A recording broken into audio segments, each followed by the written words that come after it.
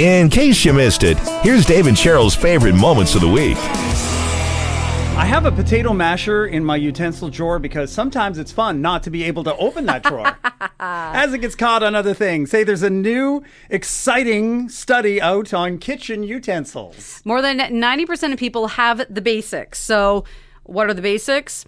Can openers, measuring cups, measuring spoons, and spatulas.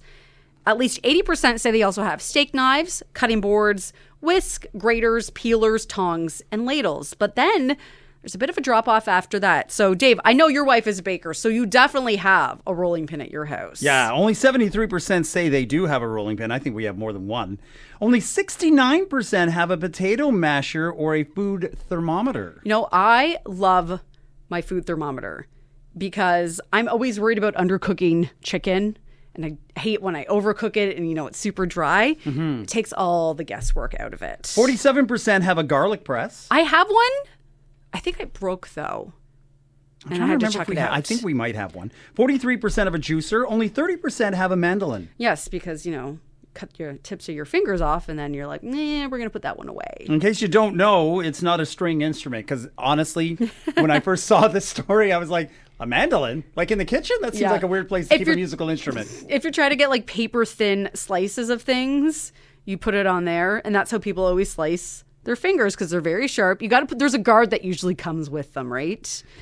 Now, when it was broken down by age, it wasn't surprising to figure out that older adults have more kitchen utensils than millennials or Gen Z.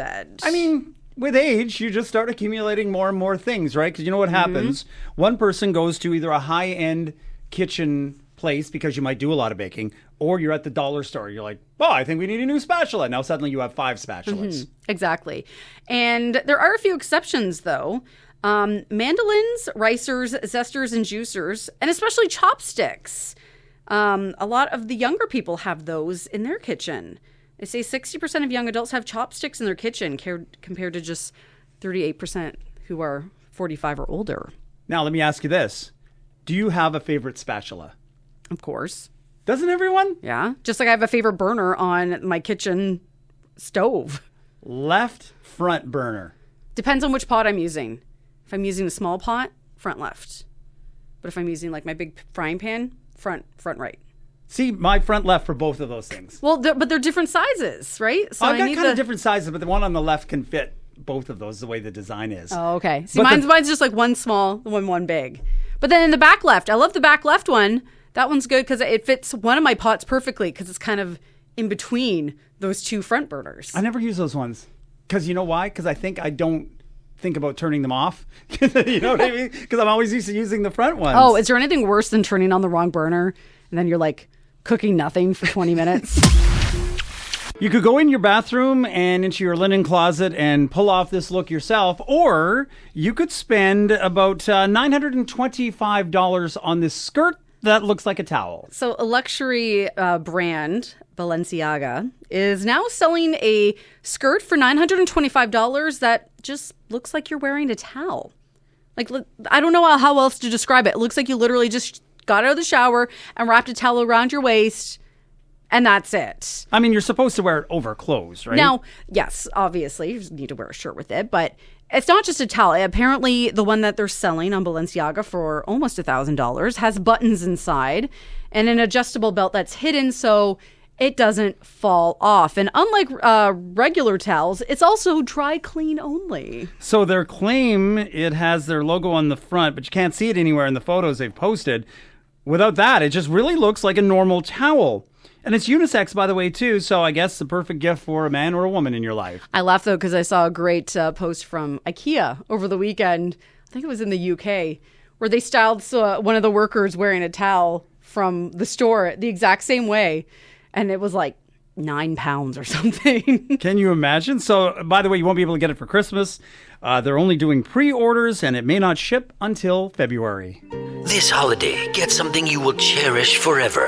A Balenciaga towel skirt, boasting the Balenciaga logo embroidered on the front. This terry cotton couture is a knee-length number that features 2 waistline buttons and an adjustable belt built into the interior. Now available for only $925. Or save $900 and go buy a towel and safety pins for under $25 at Target.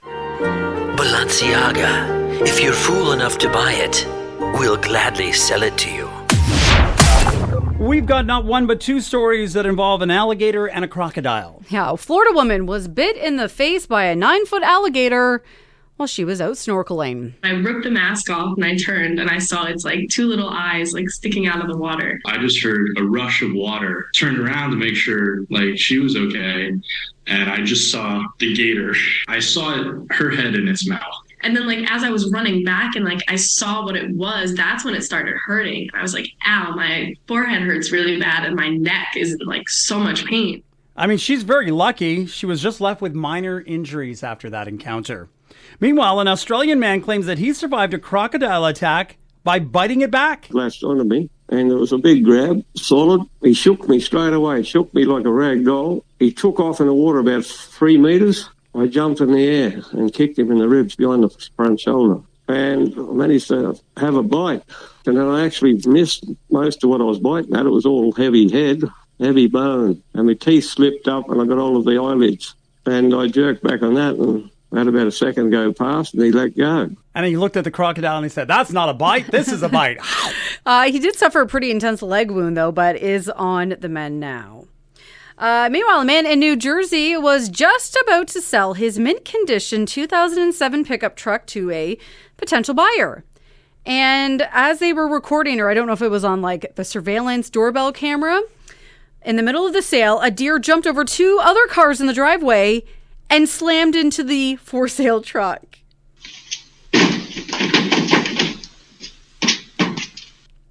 Going to assume it's no longer mint condition. Oh, no. Just as you're, about to maybe take some video of the truck, perhaps, to post, or some photos, and boom, that happens.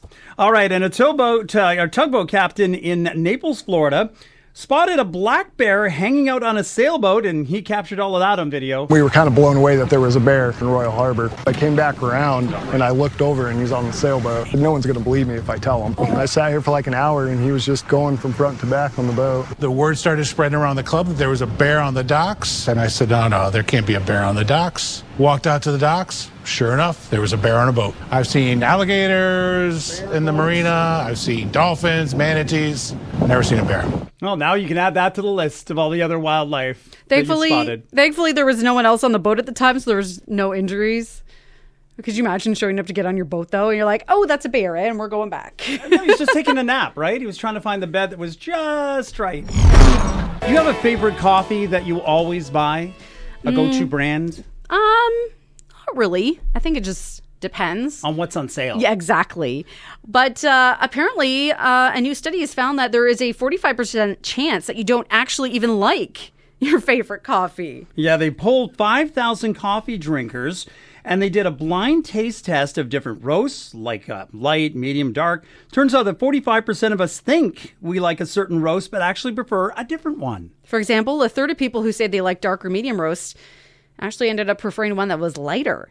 Now, light roasts, they were our favorite overall, and they say older people are actually more likely to prefer something bolder. Well, don't your taste buds kind of weaken as you get older? So I think that's why you like hot sauces and stuff as you get older too, right? A few more stats on our coffee drinking habits. The average coffee drinker will have 2 cups a day. And most of us are drinking it for the caffeine. Only 9% are drinking decaf. Come on, man. Decaf? What are you doing? You know what? My parents have switched to decaf, though. But I was like, well, you're retired. You don't need to wake up in the morning with coffee anymore. Half of us think coffee shops aren't worth the price, but the average person still spends about $50 a month on takeout coffee. And most people don't actually use creamer. Only 43% say they do.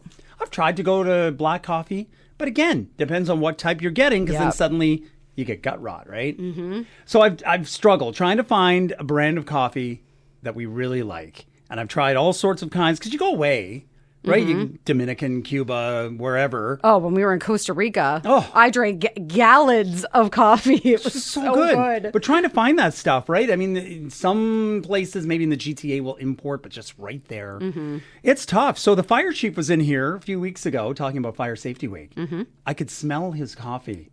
from where he was sitting in the room. Yep. So I asked him about it, and he said, yeah, he gets it at the Bulk Barn. And I've been telling you for years to try the Bulk Barn coffee. Tried it. It's okay. Still not a fan?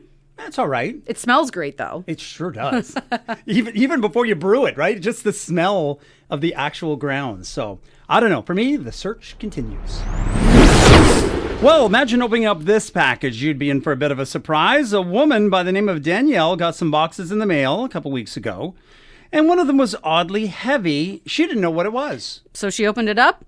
Inside was $20,000 worth of unscratched lottery tickets. They were all in stacks and wrapped in plastic. Is this a joke? Thinking it's like a joke tickets until I looked at the receipt and it valued $20,000 worth of scratch tickets. As I'm discussing with, one of my employees, our values are like do the next right thing. And so we looked at the receipt, where it's supposed to go, and went to return the box. I played the tape out through my mind, what would happen if I kept these? Would I be able to sleep at night? Those kind of things. And it was like, no, the right thing to do is to go return it.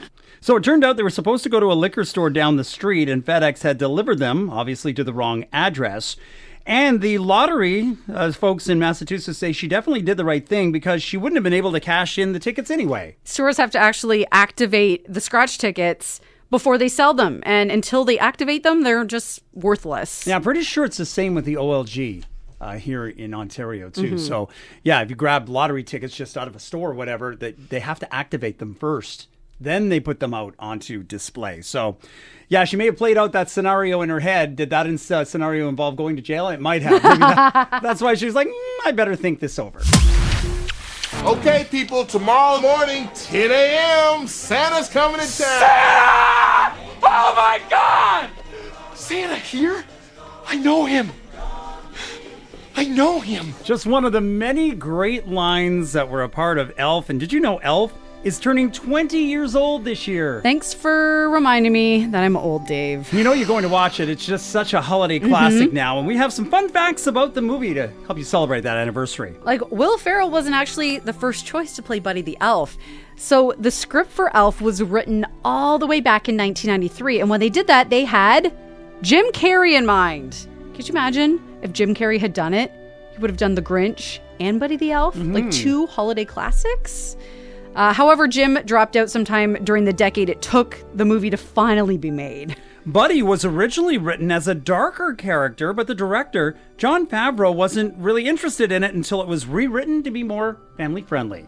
Buddy's costume, so iconic, is actually based on the outfits the elves wore in Rudolph the Red-Nosed Reindeer. Buddy's 12-second burp was actually performed by the same guy that did the voice of the Brain on Pinky and the Brain. Oh, when he drinks that 2-liter bottle of Pop-Pop on his own. You remember that show too? We're Pinky and the Brain. Brain. The cotton balls that Buddy eats when they go to the doctor's office, and the doctor was played by Jon Favreau, they're actually undyed cotton candy. So he wasn't actually eating cotton balls. Will Ferrell really ate all that sugar, including the maple syrup-coated spaghetti and candy. Guess he wanted to make it more legit? You're telling me he didn't have a spit bucket?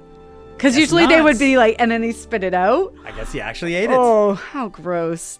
Hey, remember the scene where Buddy gets into a fight with the fake Santa? It was actually played by Artie Lang.